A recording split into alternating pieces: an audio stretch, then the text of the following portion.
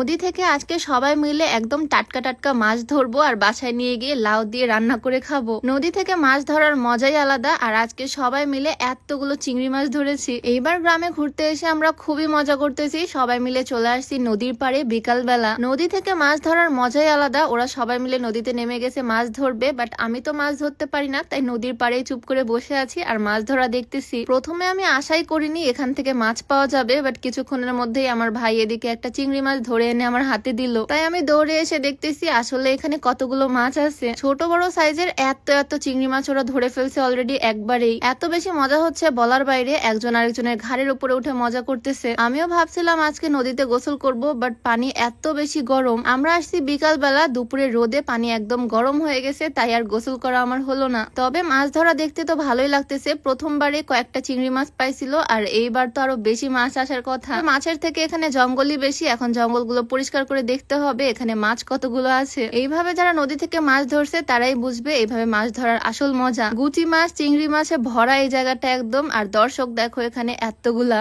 বাজারে যে চিংড়ি মাছগুলো পাওয়া যায় ম্যাক্সিমামই তো মরা, বাট এখানকার চিংড়ি মাছগুলো লাফিয়ে লাফিয়ে চলে যাচ্ছে। চিংড়ি মাছ আমার খুব পছন্দের, আর আজকে জালে এত এত চিংড়ি মাছ উঠতেছে। এগুলো সব বাসায় নিয়ে গিয়ে রান্না করে খাবো। ওদের মাছ মারা দেখে তো আমারই মজা লাগতেছে, মনে হচ্ছে আমিও নদীতে নেমে যাই, বাট আমাকে তো সে নিবে না। সে একা একাই আবারও যাচ্ছে নদীতে মাছ মারতে। এইটাই লাস্ট, কারণ অলরেডি সন্ধ্যা হয়ে যাচ্ছে। এইবার যে কয়েকটা মাছ পাওয়া যাবে সেগুলো আমরা নিয়ে যাবো, দেন লাউ দিয়ে চিংড়ি মাছ রান্না করব। এই পিছিটা তো কাঁচা কাঁচা চিংড়ি মাছই খেয়ে ফেলতেছে। আমি তো দেখে পুরাই অবাক, রান্না ছাড়া কাঁচা চিংড়ি মাছ কিভাবে খেয়ে ফেলতেছে। আর ছোট পিচি তো এটা দেখে বালতি নিয়ে দৌড়, কারণ এখানে থাকলে আর চিংড়ি মাছগুলো সে খেয়ে ফেলবে। এদিকে আবারও মাছের জাল নিয়ে ওরা চলে আসছে। এবার আমিও বসে পড়ছি মাছ বাছতে। দেখি এবার কতগুলো মাছ পাওয়া যায়। আচ্ছা, ভিডিওর মাঝখানে তোমাদেরকে একটু বলতে চাই, তোমরা যারা লম্বা হতে চাও, উচ্চতা বাড়াতে চাও, তোমরা চাইলে এই হাইটেক্স ফর্মুলা প্রোডাক্টটা ট্রাই করতে পারো। এটা বিএসটিআই কর্তৃক অনুমোদিত হওয়ায় কোনো রকমের সাইড এফেক্টের ভয় নাই। আর এটা দেহের হাড়ের শক্তি বৃদ্ধি করে, হাড়ের বৃদ্ধির মাধ্যমে মেইনলি উচ্চতা বৃদ্ধি করে। অর্গানিক সব ফেসবুক পেজ থেকে তোমরা এই প্রোডাক্টটা পেয়ে যাবা। পেজটা আমার ক্যাপশনে মেনশন করে দেওয়া থাকবে। যাই হোক, বাঁচতে বাঁচতে গুচি মাছ পেয়ে গেলাম, মানে সাপের মতো ছোট ছোট যে মাছগুলো হয়। আর চিংড়ি মাছের তো অভাব নাই, মাশাআল্লাহ এত এত চিংড়ি মাছ উঠছে।